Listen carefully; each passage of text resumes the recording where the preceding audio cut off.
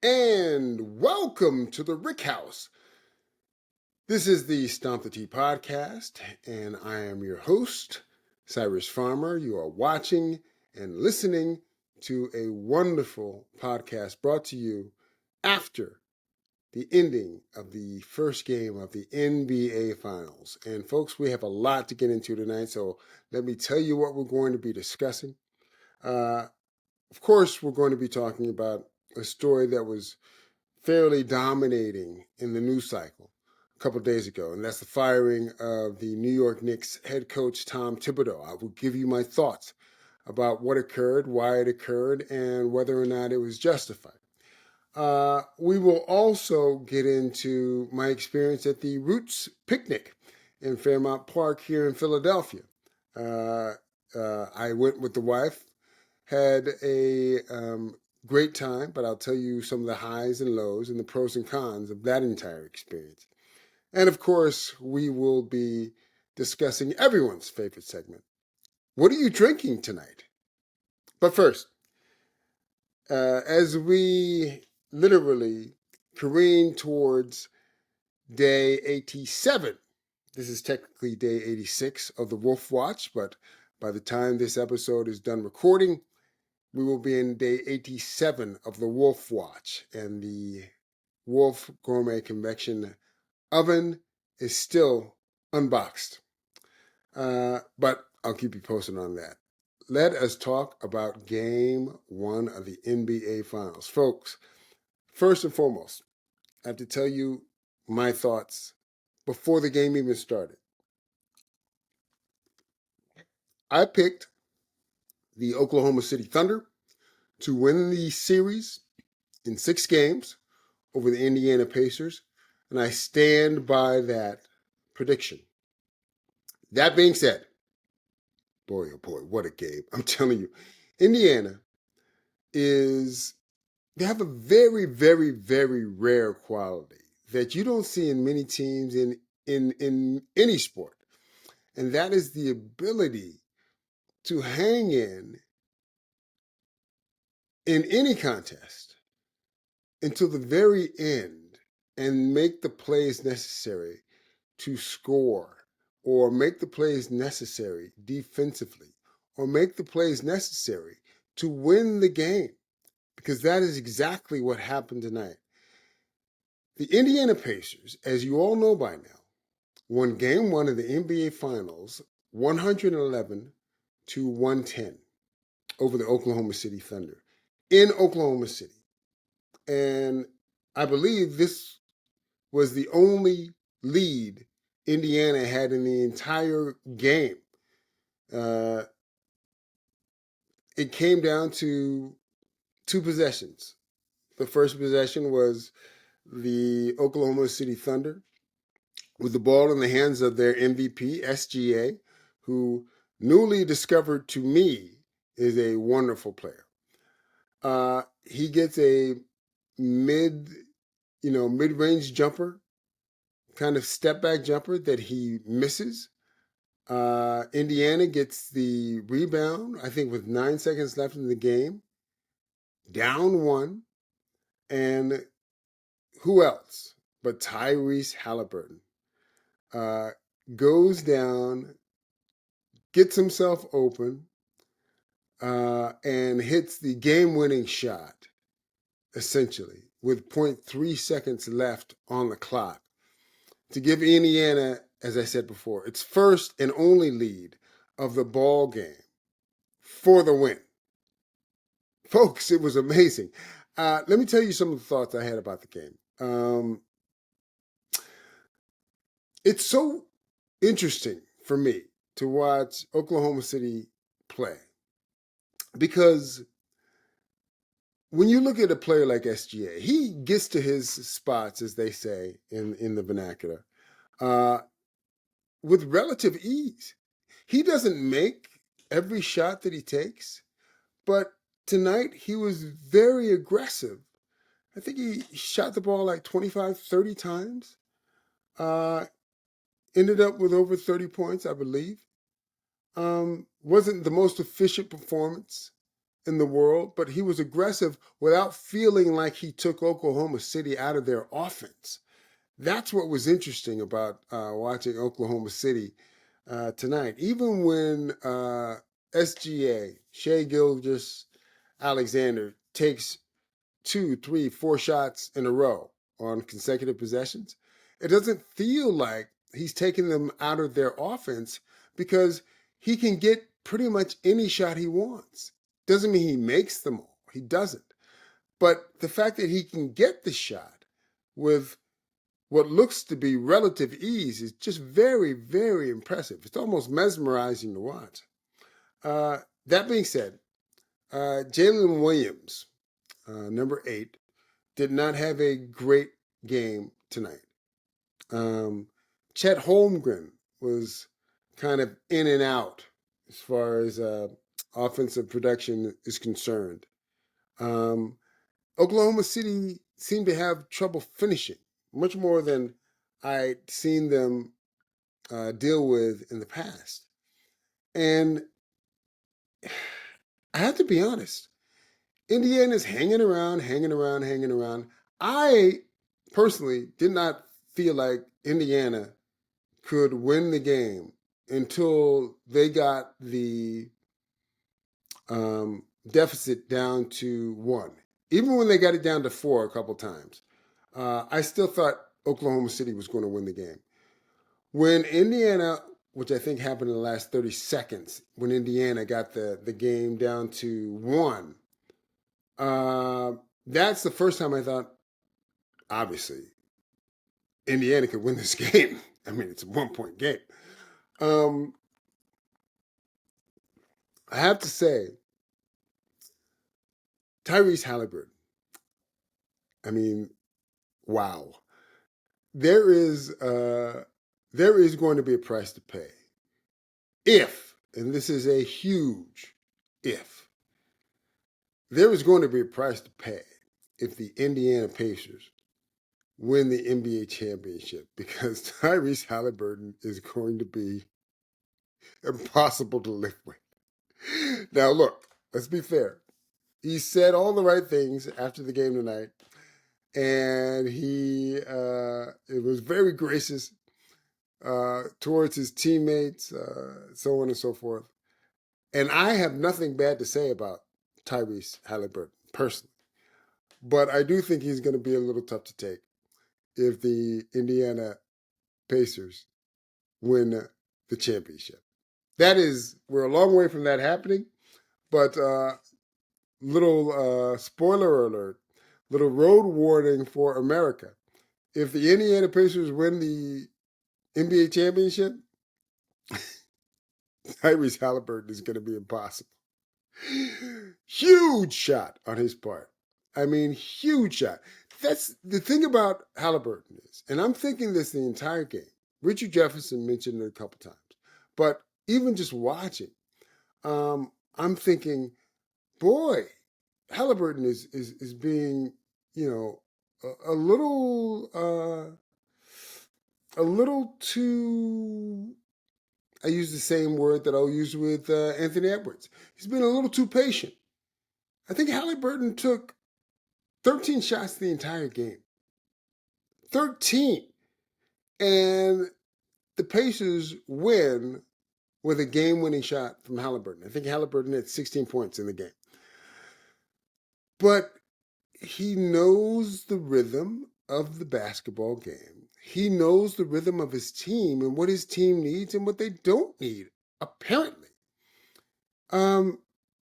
Indiana played well, but they didn't play well enough to me to win the game. And yet they won the game. It was really, really fascinating to watch. And I think you're going to put game 1 on repeat for the entirety of the series, no matter how long it lasts. It is going to be fascinating to see. When game 4 of the Western Conference Finals happened, this game tonight, game 1 of the NBA Finals, reminded me a lot of game 4 of the Western Conference Finals, when the Minnesota Timberwolves were coming off of blowing out the Oklahoma City Thunder in the game before, game 3. And Minnesota kept hanging around and hanging around. And they would get close. They would get it to 5. They would get it to 7. They would get it to 4. And then Oklahoma City would stretch it to 9. They would stretch it to 11. They would stretch it to 13. And back and forth it went the whole second half like this until Minnesota finally gets the deficit down to 2 points, essentially, and can never cross the threshold. Well, as I said before last week, in that game, I felt like Minnesota never really had a chance to win the game. This Indiana team is different in that regard. They are, if you let them hang around, it really, really, really is to your detriment. And the problem is, what is considered hanging around? Usually, hanging around is considered single digits. 5 points, 7 points, 8 points, 6 points, 9 points, right? 11 at the max. You could have Indiana down by 15 points, which they were at some point in the second half, I believe. You can have them down 11 points, 13 points, 14 points. It almost doesn't matter. If it's under 20 points, the Indiana Pacers are considered to be hanging around. And they can actually come back and win the game because they can score. This is going to be a fascinating series. I can't tell you how excited I am about it. I think it's going to be tremendously revealing. We're going to find out just how good this Oklahoma City Thunder defense really is. Because what Indiana does to every team they play is they put pressure on your defense, even when Indiana is turning over the ball. How do they do that? They do that by continuing to find ways to score. And you didn't have a lot of players from Indiana play extremely well tonight. But what you did have is you had enough players play well enough to win. Obi Toppin looked like he was a little deer in the headlights early in the game when he was on the floor. 2-3 turnovers in a row. But he settled down. He settled into the game. Ended up making a few threes for them and kept Indiana in the ballgame. Obviously, in my opinion, Pascal. He did Siakam, Pascal Siakam. He was one of their reliable, steadying influences throughout the game, in my opinion. Miles Turner played well. TJ O'Connell, obviously, played well. Indiana, they just don't panic. And it'll be interesting to see how Oklahoma City responds to this type of loss. Because was this a devastating loss, in my opinion? Absolutely not. Don't forget, in the second round of the playoffs, Oklahoma City lost a game 1 in Oklahoma City to the Denver Nuggets in kind of a similar fashion. I think that game went to overtime, but they ended up losing regardless. So they obviously can bounce back. Now, to be fair, it took the Thunder 7 games to finally put Denver away, but put them away they did eventually. I'm not sure that's going to be the case here, but we shall see. You hear a lot about the NBA schedule, about how the finals being spread out and the finals having a couple days off before they start is actually going to hurt the ratings. I think it's actually going to be the absolute opposite. What happened between the end of the Eastern Conference Finals and the game 1 of the NBA Finals? Tom Thibodeau was fired.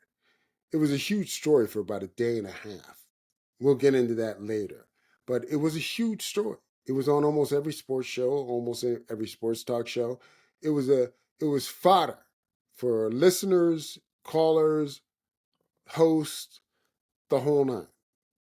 So the NBA was churning out interest from the end of the Eastern Conference Finals all the way to the start of Game 1 of the NBA Finals. Now, with Indiana winning Game 1 in the fashion in which they won it, what is going to happen? We all know the answer to that. It is going to be a ton of what if. Could it happen? Will Indiana actually win the series? Is it possible? And it's going to be that way for the next 3 days. What, today's Thursday? Game 2 is on Sunday. So all you're going to hear tomorrow, before going into the weekend, is talk about what if Indiana wins Game 2.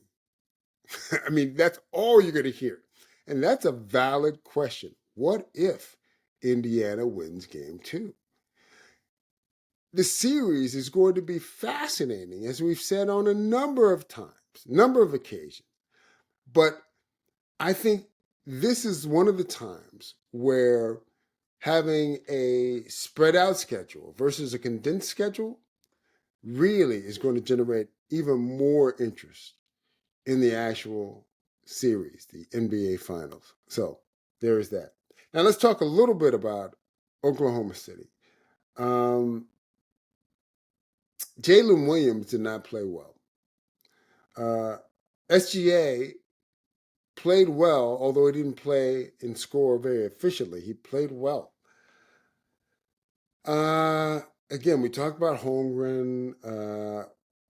Dort actually played well both on offense and defense. But they have to find a way to close these games. Now, if you're Oklahoma City, you have to just look in the mirror and say, hey, we got what we wanted. Our MVP had the ball in his hands, got off a clean shot, a shot that he makes 7.5 times out of 10. It just didn't go in.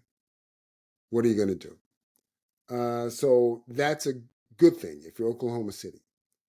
The thing you have to concern yourself with if you're Oklahoma City is now you may have to find a way to tap down a team whose confidence is going to really start to reveal itself. Indiana did not play well. They didn't shoot well, especially early in the game. I'm talking about the first quarter. But they eventually settled down. They got into rhythm. They started finding ways to get the ball to go through the basket. And after tonight's win, I think they're going to come out much more aggressive, number one. And number two, much more efficient at the start of game 2. And if that's going to be the case, Oklahoma City is going to have to be much better offensively. Now, the Oklahoma City Thunder defense played well. They turned Indiana over quite a bit, especially in the first half. Fewer turnovers in the second half. I don't know if that's because Indiana made adjustments or if Oklahoma found ways not to be as active without fouling. It was probably a combination. But this is going to be fascinating to watch this matchup, the Indiana offense versus the Oklahoma City defense throughout the course of the series. It's going to be fantastic. And I had a thought. What if Pascal Siakam, as a member of the Indiana Pacers, wins another NBA championship? And he's an integral figure in the winning of that championship. You have a guy who has to decide for the rest of his life, does he essentially get free drinks, meals, probably real estate, in the state of Indiana, which is about as basketball crazed as Green Bay, Wisconsin is about football?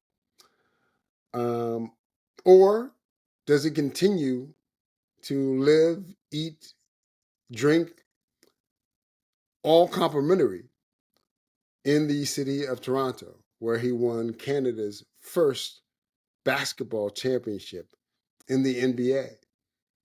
It's fascinating. I was trying to think, is there another player who has won championships, playing integral roles for two different franchises in recent memory?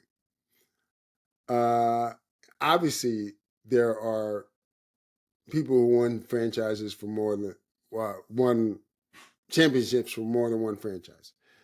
But the most recent example I could think of that would be comparable to Pascal Siakam was Ray Allen.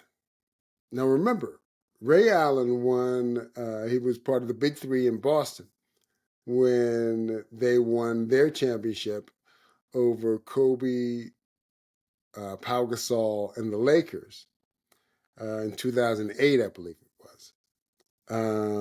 And Ray Allen was an integral part of that team with obviously Kevin Garnett and Paul Pierce.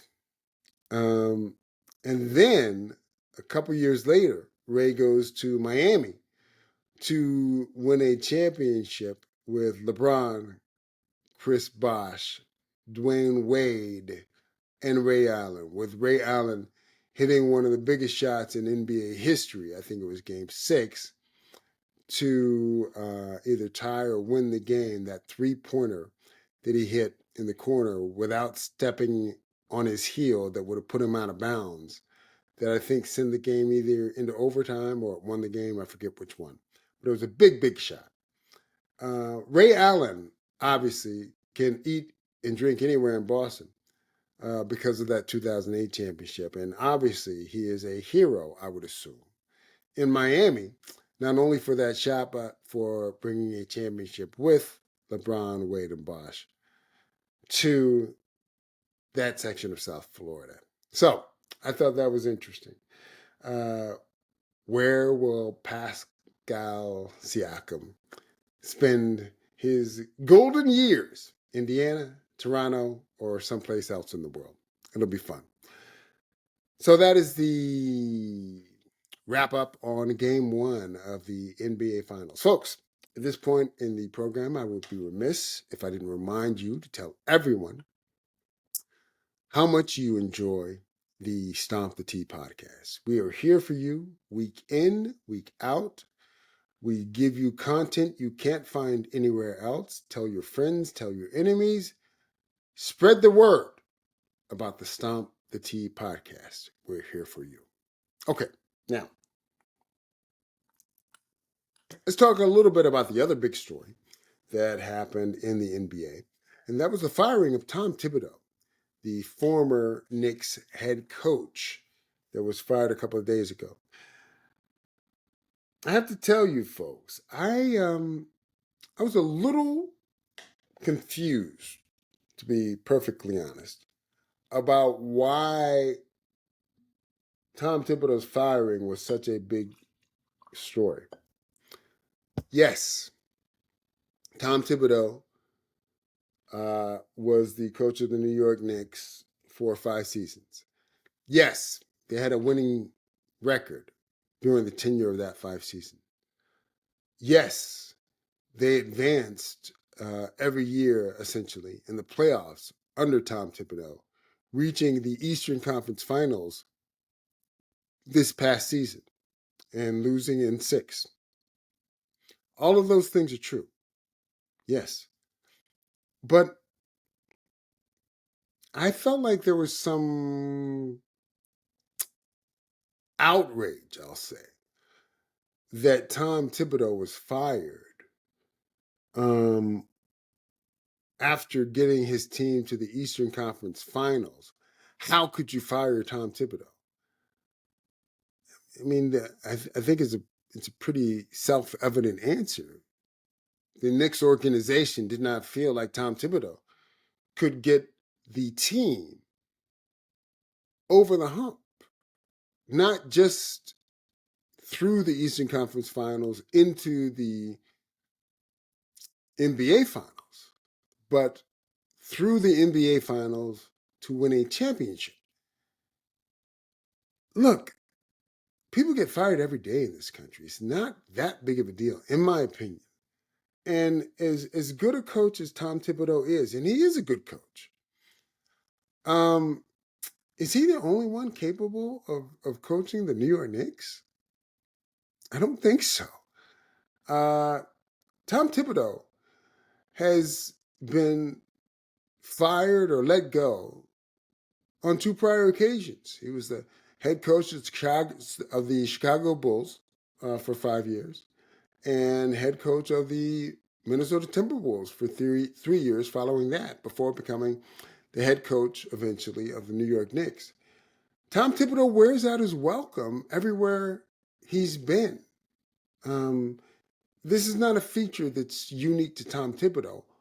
The vast majority of coaches, some of the biggest coaches you can think of, have either been fired or removed or stepped down because they were told they wouldn't be brought back.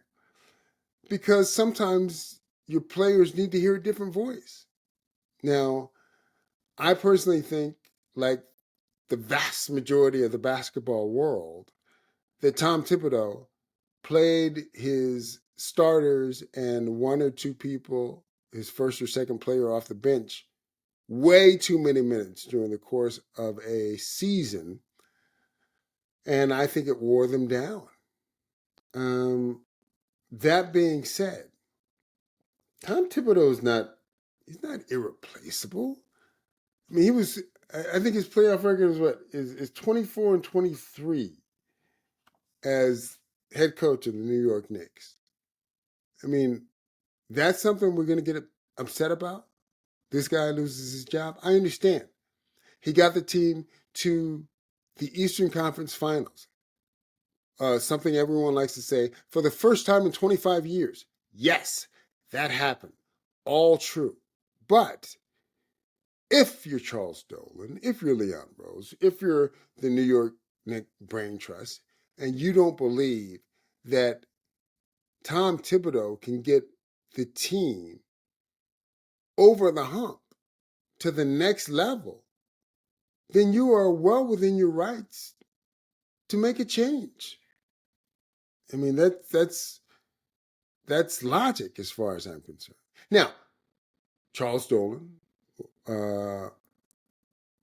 Leon Rose, the New York Knicks Brain Trust could be wrong, but if that's what they think, if they think that Thibodeau can't get them to the promised land to win a championship, then yes, make the change and take your chances. That's what life is about. There are very few certainties in life. Most of it are probabilities or guesses. And if you think that you can find another coach out there that will give you a better chance to actually win a championship, by all means, go find that other coach. You might be wrong. You might have to look for 2 or 3 other coaches. But if you feel like Thibodeau himself probably wouldn't be able to get you there, then it's time to make a change. It's not like Tom Thibodeau, and I think, again, he's a very good coach, but it's not like Tom Thibodeau has won 4 or 5 NBA championships. He hasn't won any. He's never even been to an NBA Finals. He had a very young Derrick Rose when he was in Chicago, and they didn't get to the NBA Finals. They got to the Eastern Conference Finals once, maybe twice. But Tom Thibodeau losing his job isn't some reason to create a hue and cry, as far as I'm concerned. Some of the best coaches in the history of the NBA, as I said earlier, have either been replaced or removed or fired. Phil Jackson, I mean, he got pushed out of Chicago. He got pushed out of the Knicks. You know, Don Nelson.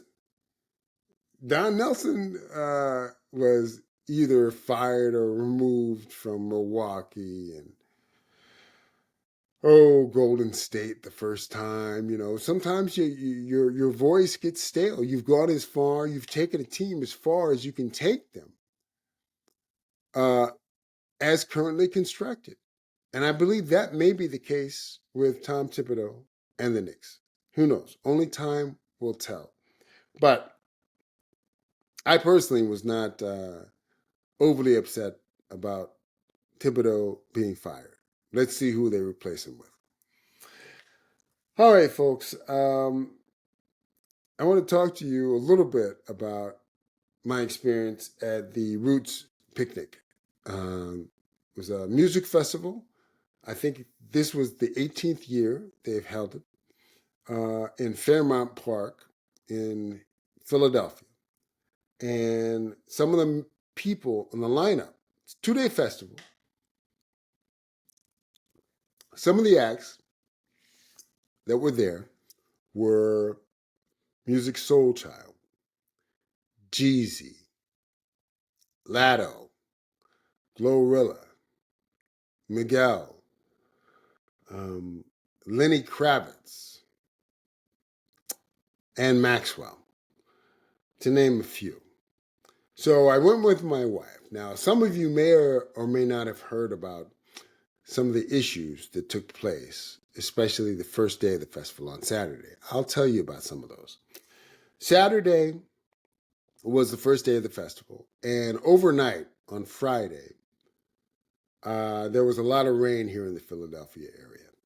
And as a result, the park, Fairmount Park, was pretty muddy and the ground was pretty soft. The problem was the gates were supposed to open at 1 o'clock in the afternoon. And you have a lineup of acts who are supposed to hit the stage. There were 3 stages, 4 stages, at certain appointed times. The problem was, because of the rain Friday night going into Saturday, which was the opening day of the festival, Questlove and the organizing committee of the Roots Picnic worked apparently all through the night Friday and most of Saturday morning to get the park ready for visitors. They had to find, an enormous amount of mulch to put on the ground to kind of, compensate for some of the standing water areas and mud that occurred as a result of the rain. And the problem was they decided to push the start of the festival back 2 or 3 hours. Now, is that a big deal? Ordinarily, no, absolutely not. The problem was most people, myself included, didn't know the start time had been pushed back. So you had people show up at Fairmount Park ready for a 1 o'clock opening of the gates. You had people show up 11 o'clock in the morning, 12 noon, and wait online as the line built. And no word. Gates don't open at 1. Gates don't open at 1:15. Gates don't open at 1:30. Gates don't open at 2 o'clock. And at a certain point, you're thinking, what's going on? So my wife and I, we drove. We're probably about a 10-minute drive from Fairmount Park with no traffic. And it took us about an hour to get there, which is fine. It's a festival. So by the time we parked, I let the wife out, let her get online. I parked the car, walked back over to the line. We got lucky because we got over there around 4 o'clock And we were inside in like 45 minutes. How did we get lucky? There were some people who were in line in front of us, some people were in line behind us, and they waited for an additional hour or two just to get inside. Well, because so many people have been waiting 2, 3 hours to get in, people started falling out. So, there were certain EMT and also police officers who would fight their way through the crowd. Excuse me, we're moving through to get to the people who needed medical attention. Well, like any person at a festival or with any kind of, common sense, as soon as we saw the EMT personnel or the police, myself and my wife, we just tucked in behind the police, we tucked in behind the EMT and followed our blocking and worked our way to the front. So, yeah, it's like literally there were about 3 different times that EMT or the Philadelphia police had to fight their way through the crowd to give attention to people who needed medical assistance. And all 3 times, myself and my wife jumped right behind the personnel and moved closer to the front. So it only took us about 45 minutes to get into the festival. Now, once we got in, it was awesome.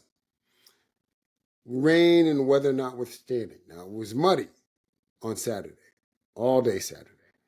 But there were so many vendors there.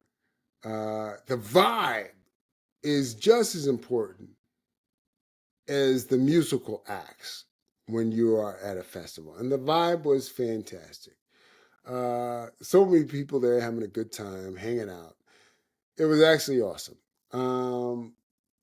Had some good food there. The vendors, some of the vendors were fantastic. And I have to tell you, I really, really enjoyed myself there. Now, as far as the musical acts are concerned, again, the rain and wind and cold was a problem on Saturday, but we did the best we could.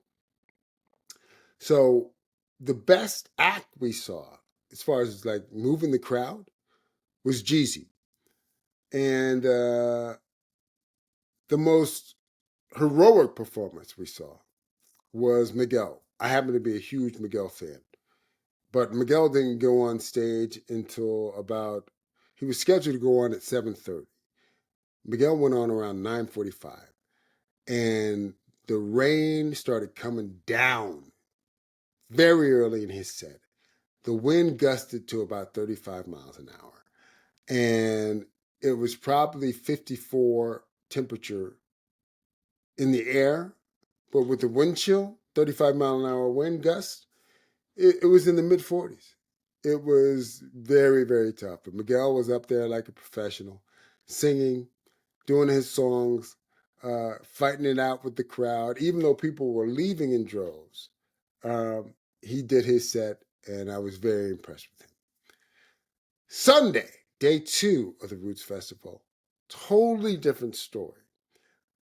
Because of some of the reaction on social media about people waiting and people asking for their money back, the crowds were much easier to navigate on Sunday. The traffic worked better getting there. We walked right in once we actually parked the car. It was so easy, so breezy. It was a joy to do. And because we did so much of the vendors and so much of the non-musical stuff during Saturday, the day before, because of some of the weather and all of that, we could get right up front on the main stage and see my man Lenny Kravitz, who was fantastic. Now, also, Black Thought with 2 Chainz and Eclipse and Sway actually introduced them. they did a great show as well. And Total was there, as well as Jagged Edge. So it was a lot of fun. Really glad we went. I can't tell you how much I enjoyed myself at the Roots Picnic 2025. It was a blast. Problems notwithstanding. All right, folks, we've now come to my favorite part of the show, and I think it's probably your favorite part of the show as well. I get to ask you a question here, and that question is, what are you drinking tonight? Well, I can tell you what I'm drinking, and that is Keeper's Heart, Irish and Bourbon, cask strength. Folks, I'm going to tell you a little bit about this product, and then I will tell you what I think about this product. Let me get my notes here. Okay. Keeper's Heart is a combination of Irish whiskey and bourbon. It's a blend, right? Now, it is distilled. I want to get this right, so let me look at my notes. It is produced by O'Shaughnessy Distilling Company, which is located in Minneapolis, Minnesota. Strange, but it is what it is. This is cask strength. It is apparently 41% Irish whiskey, 59% bourbon. The ABV comes in at 59%, so that makes it 118 proof. And I got this particular bottle for $46. Now, there is no age statement on it, but I can tell you the rumor is that most of the elements, the bourbon and the Irish whiskey, were aged 4 years, but I have no way of proving that since there are no age statements. But that is the talk online. Folks, I have to tell you, when I ingest this whiskey, reminds me of caramel, a little bit of toffee, very little bite if you put it on the rocks. A little more bite if you actually drink it neat. It's an interesting bottle. I'm not really much into blends, personally, but this particular blend I thought was compelling enough to actually not only try, but I think I would probably buy a second bottle of Keeper's Heart. It's interesting. It's certainly not perfect, but it's a little on the sweeter side. I don't know if that's because of the bourbon or because of the Irish whiskey. But either way, I think it's an interesting bottle. It's definitely worth $46. I obviously wouldn't pay more than that for it, but it's worth $46 and it's worth trying if you ever run across it. Keeper's Heart, whiskey, Irish and bourbon, cask strength. Check it out if you get the chance. All right, folks, that is our show for tonight. I want to thank you for watching. I want to thank you for listening. Folks, next week we will be getting into our preview of well, it won't really be a preview. We're recording on Thursday. So we'll talk about the first round of the U.S. Open at Oakmont, where you'd probably be nuts to pick anyone other than Scottie Scheffler to win. But I'm going to make a pick next week that will not be Scottie Scheffler, only because I like the exercise of picking a non-favorite, whether they win or not. But that is next week. For this week, once again, my name is Cyrus Farmer. This is the Stomp the Tee podcast. Thank you for listening. Thank you for watching. We will see you next week. And as always, We will see you on the first tee.